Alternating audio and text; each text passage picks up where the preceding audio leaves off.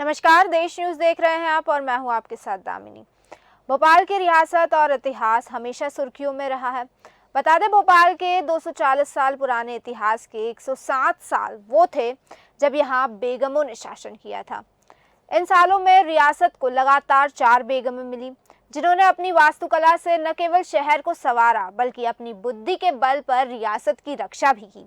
साल 1819 से साल 1926 के बीच कुत्सिया बेगम, सिकंदर बेगम, शाहजहां बेगम और सुल्तान जहां बेगम ने भोपाल रियासत पर शासन किया और पुरुषों के शक्तिशाली विरोध के बावजूद बेगमों ने दृढ़ता के साथ राज्य का विकास किया।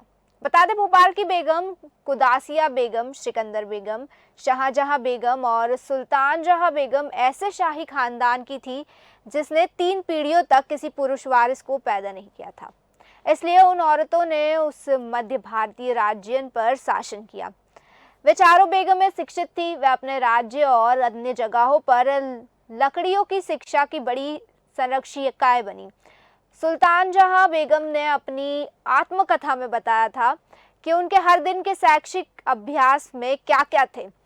उन सब अभ्यासशालाओं की शिक्षा पुरुषों को दी गई थी। बता दें, विषयों के कुरान, फारसी, अंग्रेजी, पाश्चात्य और अंकगणित, हस्तलेखन, घुड़सवारी और तलवारबाजी शामिल थे। उनसे पहले की पीढ़ियों में यह शिक्षा एक शरीफ पुरुष को ही मिलती थी, लेकिन जब एक मुसलमान औरत ने उस तरह की औपचारिक शिक्षा प्राप्त की, तब उस औरत द्वारा पढ़ी गई चीज़ें और पुरुषों द्वारा पढ़ी गई सतड़े किताबों में बहुत ज़्यादा अंतर नहीं रह गया। अगर नज़र भोपाल की रियासत पर डाला जाए तो यहाँ पर महिला शासकों ने वो सब किया जो शायद पुरुषों के लिए भी कर पाना आसान नहीं था। बता दें, भोपाल रियासत की नींव सरदार दोस्त मोहम्मद खान ने फतेहगढ़ का किला बनाकर रखी थी, लेकिन इसको सही पहचान दी यहाँ की बेगम नवाबों ने। इस शासन की शुरुआत कुदसिया बेगम से होती है, जो तकरीबन 107 साल चली और नवाब सुल्तान जहां बेगम के दौर तक कायम रही। बेगमों के हाथ में यहाँ की सत्ता 1819 से लेकर 1826 तक रही। भोपाल की अगर सबसे पहली महिला नवाब की बात की जाए तो कुदसिया बेगम का नाम आता है, जिन्हें गोहर बेगम भी कहा जाता है। उनके पति की 1819 में हत्या के बाद उन्हें 18 साल की उम्र में ही नवाब बना दिया गया था। हालांकि वो पढ़ी लिखी नहीं थी, लेकिन इसके बावजूद इतिहासकार उन्हें अपने वक्त से आगे चलने वाली महिला बताते हैं। उन्होंने अपनी सेना के साथ साथ कई जंगें भी लड़ी। बता दें, उनका बनाया हुआ गौहर महल आज भी बड़े तालाब के किनारे मौजूद है। साथ ही उन्होंने भोपाल की जामा मस्जिद का भी निर्माण कराया था। वैसे तो आज भी लोग महिलाओं को अपने ऊपर नहीं देखना चाहते, लेकिन भोपाल एक ऐसी रियासत है जहां पर औरतों ने राज किया और पूरे स्टेट को हर तरह से आगे बढ़ाया। उन्होंने ये भी बताया कि इन महिलाओं ने न सिर्फ राज किया बल्कि हिंदू और मुसलमानों को साथ लेकर चली। इनके लिए राजकाज के दौरान हिंदू और मुसलमान दोनों ही मंत्री के तौर पर काम करते रहे। वहीं दूसरे नंबर पर राज करने वाली सिकंदर जहां बेगम के लिए चुनौतियां कम नहीं थी। उस वक्त उनके मामा फौजदार मोहम्मद खान को भी उनकी मदद के लिए मंत्री बना दिया गया, लेकिन इस वजह से शासन चलाने में उन्हें दिक्कतें आती रही। आखिरकार फौजदार मोहम्मद खान को इस्तीफा देना पड़ा। आपको बता दें, सिकंदर जहां बेगम की खासियत ये थी कि वे घोड़े पर बैठकर पूरी रियासत का दौरा करती थी और उन्होंने अंग्रेजों से दिल्ली की जामा मस्जिद को वापस मुसलमानों को दिलवाने के लिए बहुत बड़ा किरदार निभाया था। सन 1857 के विद्रोह के बाद जामा मस्जिद को बंद कर दिया गया था। दरअसल अंग्रेज ये मानते थे कि मुसलमान मस्जिद में इकट्ठा होकर उनके खिलाफ साजिश रच सकते हैं। जानकारी के अनुसार सिकंदर जहां बेगम ने अपनी रियासत में आने वाले हर एक गांव का दौरा किया था और हर चीज़ की मैपिंग भी करवाई थी। इस मैप को हाथों से बनाया गया था और उसमें हर चीज़ की जानकारी मौजूद थी। जैसे उसमें लिखा था कि कहाँ पर रियासत में पहाड़ है, कहाँ पानी के स्रोत है, और ये काम उस वक्त पहली बार किसी नवाब ने किया था। साथ ही साथ सिकंदर जहां ने शिक्षा के लिए भी काफ़ी काम किया और उन्होंने शिक्षा को बढ़ावा देने के लिए बाहर से भी विद्वानों को बुलाया था। वहीं बता दें, सिकंदर जहां बेगम ने बहुत अच्छे से प्रशासन को चलाया और उनकी कुशलता की वजह से भोपाल रियासत पर जो 30 लाख का कर्ज था उसे भी उन्होंने आसानी से चुका दिया। और सिकंदर जहां बेगम ने राजस्व की वसूली का जो ठेका पद्धति से होता था उस पर भी उस वक्त समाप्त कर दिया था। वहीं तीसरे नंबर की महिला नवाब में शाहजहां बेगम का नाम आता है।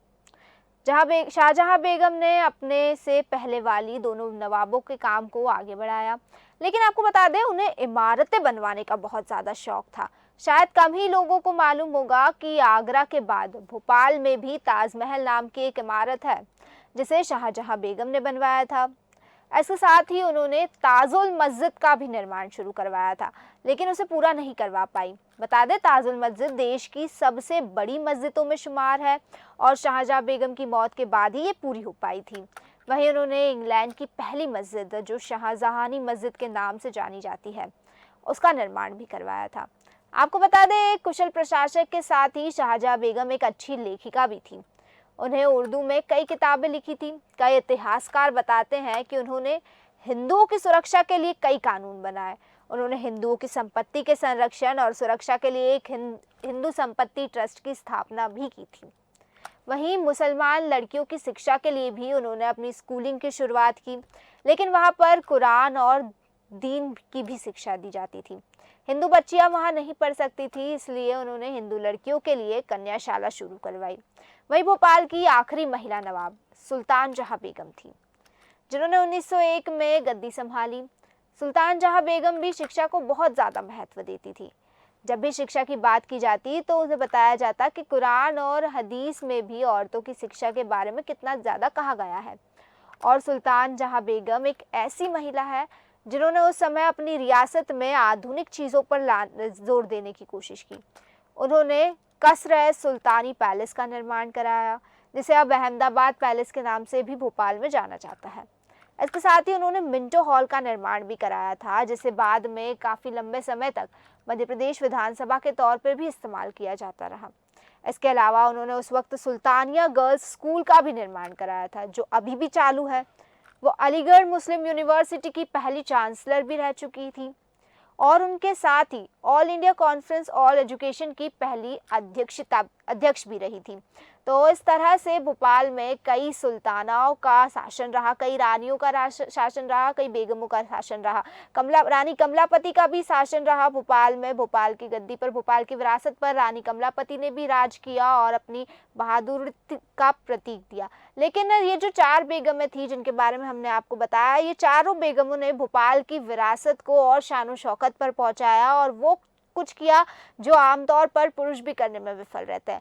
यूँ तो इन चारों ही बेगमों के लिए इस तरह शासन करना कोई आसान नहीं था। कई सारी चुनौतियां आई, लेकिन इन बेगमों ने इन चुनौतियों को पार करके, इन चुनौतियों का दृढ़ता से सामना करके अपना शासन किया और भोपाल की विरासत को एक सही ढंग से चलाया।